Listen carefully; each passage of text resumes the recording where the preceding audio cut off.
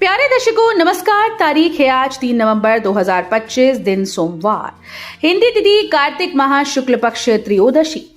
आइए नजर डालते हैं हमारे प्यारे राज्य उत्तराखंड की तमाम बड़ी खबरों पर। वीडियो शुरू करने से पहले कमेंट बॉक्स में जय हिंद लिखकर हमें सपोर्ट करें। तो चलिए शुरू करते हैं।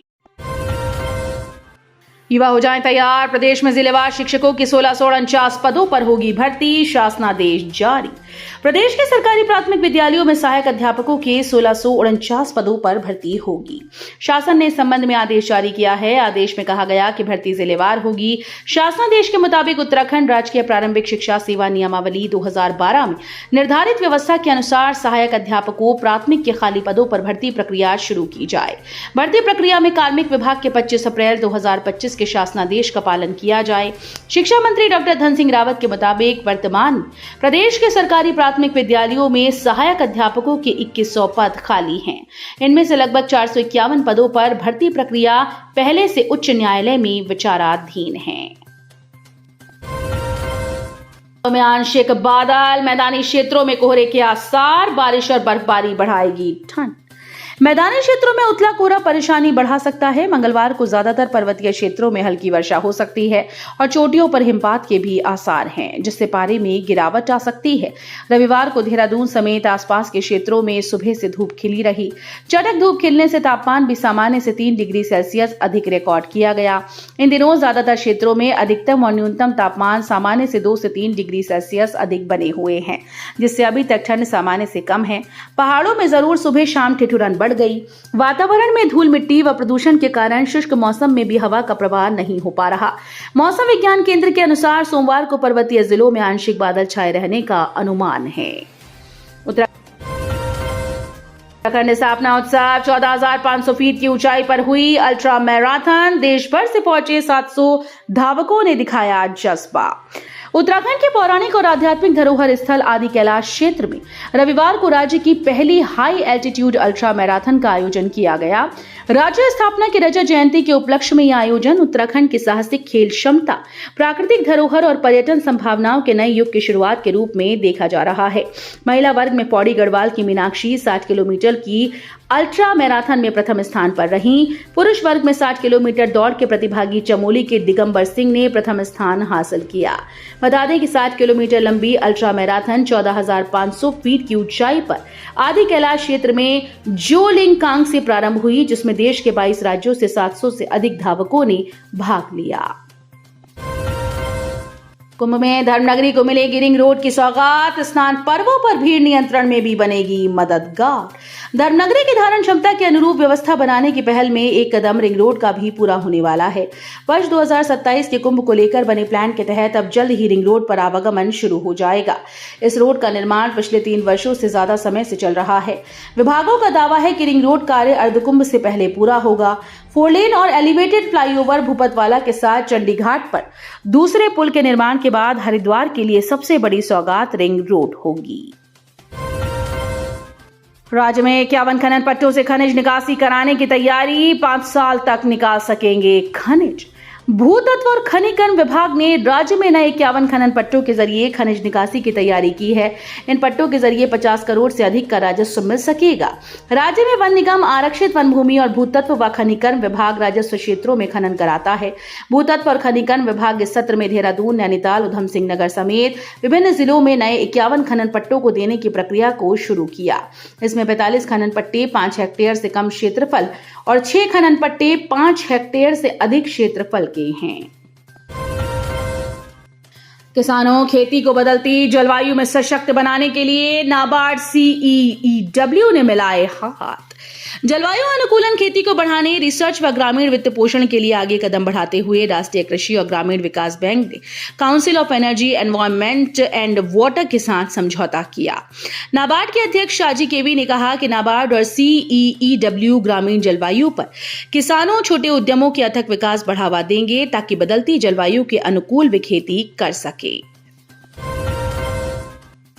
धामी सरकार खोलेगी नौकरियों का पिटारा, अगले साल इतनी सरकारी भर्तियां करने का किया ऐलान। उत्तराखंड के मुख्यमंत्री पुष्कर सिंह धामी ने कहा कि पिछले 4 साल में प्रदेश में 26,000 से अधिक सरकारी नौकरियां दी गई और अगले 1 साल में यह आंकड़ा 36 से 38,000 तक पहुंच जाएगा। उत्तराखंड राज्य स्थापना के रजत जयंती समारोह की शुरुआत पर यहां एक संवाददाता सम्मेलन में मुख्यमंत्री ने कहा कि प्रदेश में पिछले 4 साल में 26,000 से अधिक सरकारी नौकरियां दी जा चुकी हैं। उन्होंने कहा कि कुछ परीक्षाएं हो चुकी हैं जिनका परीक्षा फल घोषित होना है। ये सब मिलाकर अगले 1 साल के अंदर 10 से 12,000 भर्तियां और की जाएंगी। बिहार में विधानसभा चुनाव और सीटों की मारामारी, उत्तराखंड में क्यों बढ़ गई मुश्किल।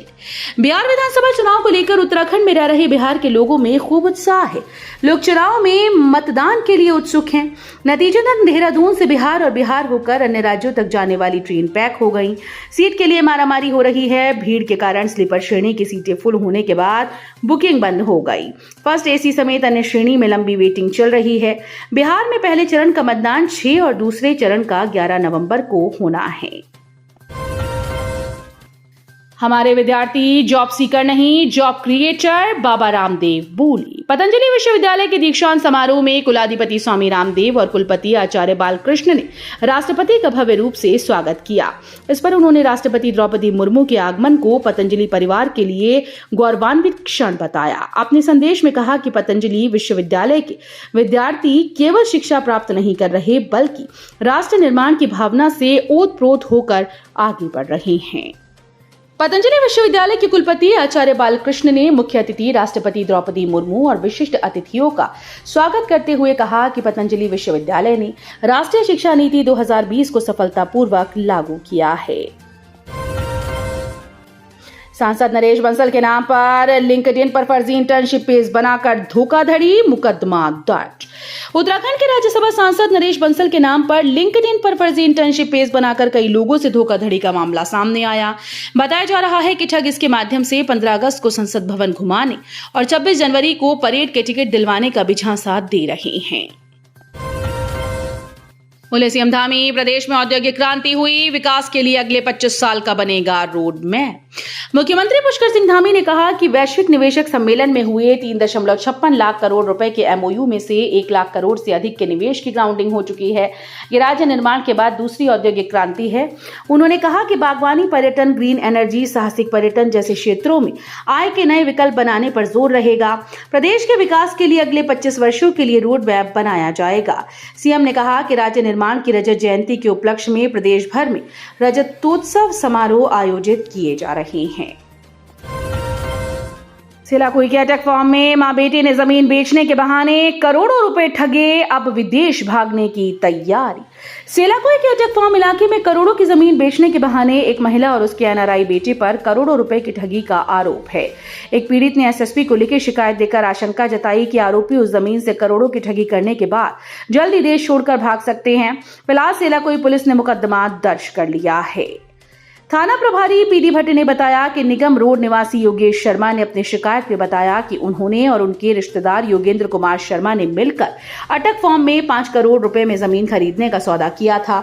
जमीन के मालिक सरोजनी गोसाई को मुख्तार आम पर 50 लाख रुपए की अग्रिम राशि दी गई और उन्हें जमीन का कब्जा भी मिल गया। लेकिन आरोप है कि बाद में सरोजनी के मन में लालच आ गया और उन्होंने अपना मुख्तारनामा रद्द कर दिया।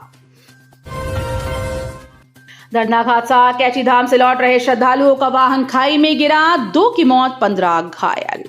दिल्ली से उत्तराखंड के कैची धाम घूमने आए पर्यटकों का वाहन खाई में गिरने से 2 पर्यटकों की मौत हो गई जबकि 15 अन्य पर्यटक घायल हुए। प्राप्त जानकारी के अनुसार एक टेम्पो ट्रैवलर संख्या TO 825 CH 5768B दिल्ली के बदरपुर से पर्यटकों को लेकर नैनीताल के कैची धाम दर्शन के लिए आया था। देर रात को वापस लौटते वक्त वाहन नैनीताल हल्द्वानी मार्ग पर आम पड़ाव के पास 50 फीट गहरी खाई में जा गिरा। तो ये थी उत्तराखंड की बड़ी खबरें। हम मिलेंगे अगले बुलेटिन में, तब तक के लिए धन्यवाद।